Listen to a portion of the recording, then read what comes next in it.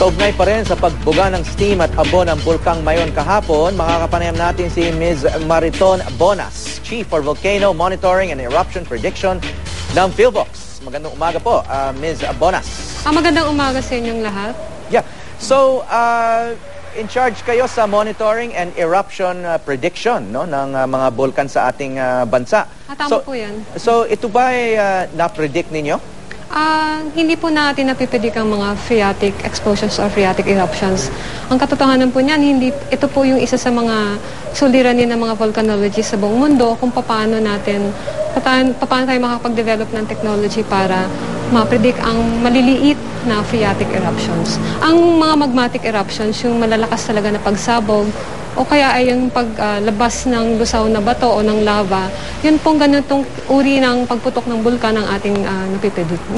Mas peligroso naman po itong mga pagputok na ito. So hindi po napipredict ito. Gaano kadalas po ang ganitong uring explosion o eruption? Madalas po ito mangyari sa mga highly active volcanoes katulad ng Mayon, sa Bulusan Volcano, sa Canlaon. Ang katunayan po sa Mayon, nangyari na ito noong 1993, kung natatandaan po natin, nagkaroon din ng malakas na phreatic eruption sa Mayon Volcano. Wala din pong precursory activity at meron din pong mga nasawi dahil sa nasa loob po sila ng permanent danger zone. So huling nangyari po ito, 1983 pa? 1993 po. 1993? Opo. At ganito rin ang nangyari? Ganito rin kalakas? Opo, mas malakas actually yon. Maliit lang tong phreatic event na to.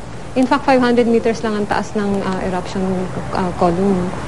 So, kaya lang naman tayo maraming nasawi na kababayan at mga bisita ay naapektuhan dahil nandun sila mismo sa labas ng crater, no? So, peligroso talaga ang lugar na yan. Kahit hindi pumutok ang bulkan, ang mga malalaking bato dyan, maari silang magulungan o maaring magkaroon ng malakas sa pag-ulan na magdudulot ng mga rock falls at landslide.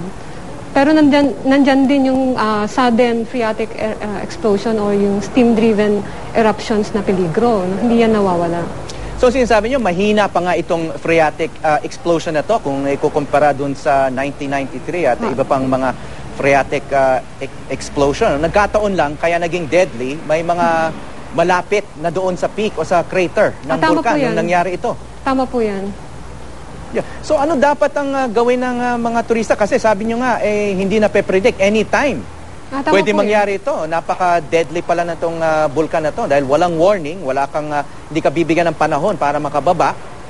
Tama ba na may nakakaakyat na mga turista, mga kababayan natin, pati mga dayuhan dyan sa malapit sa crater?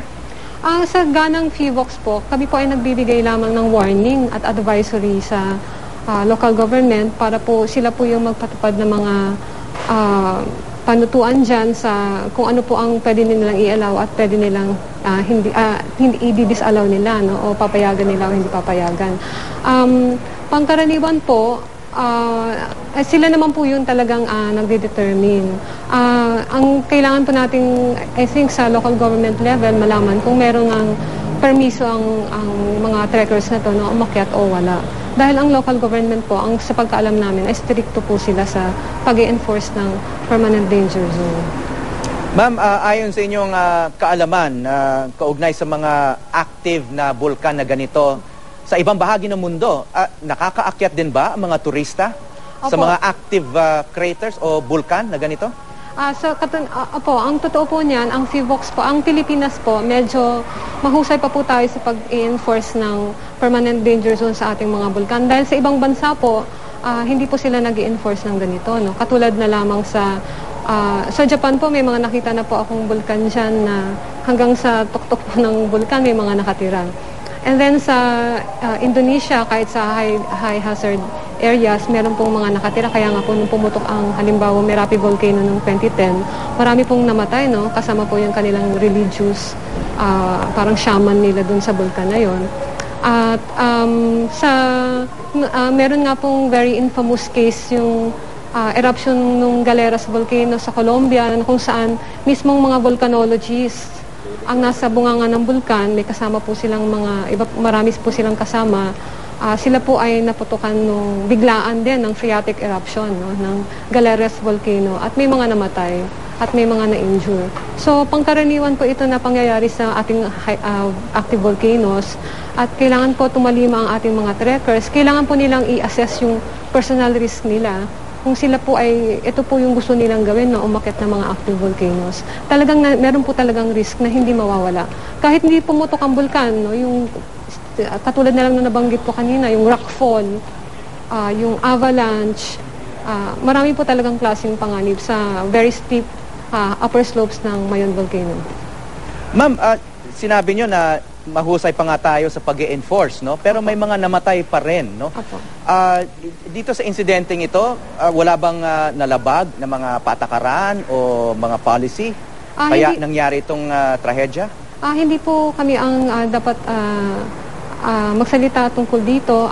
Kasama po natin ang local government sa pagbabantay sa bulkan. Sila po yung mas nakakaalam, at sila po yung merong lahat ng mga datos sa insidenteng ito. So, kailangan po sila po ang ating tanungin. Okay, maraming salamat po. Mariton Bonas, Chief for Volcano Monitoring and Eruption Prediction ng PhilVox.